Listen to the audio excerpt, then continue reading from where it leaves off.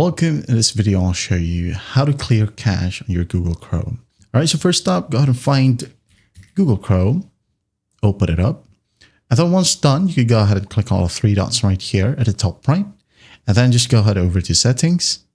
And in here, the left panel, you have the privacy and security section. Just click on it. Now scroll down a bit, and here we have delete browsing data. It includes cache. So just click on it. Now, if you want to, you can go ahead and select all time or just the last 15 minutes, last hour, 24 hours. It's up to you. Okay. Most importantly, you click on or tick on cached images and files, cookies, or even browsing history. If you want to, you can go ahead and click on show more and delete all these files as well. So once you're happy with it, just click on delete from this device. Okay. Just like so. As you can see here, it says deleted. Now, a fun tip right here. Let's say you have opened up Google Chrome. Okay.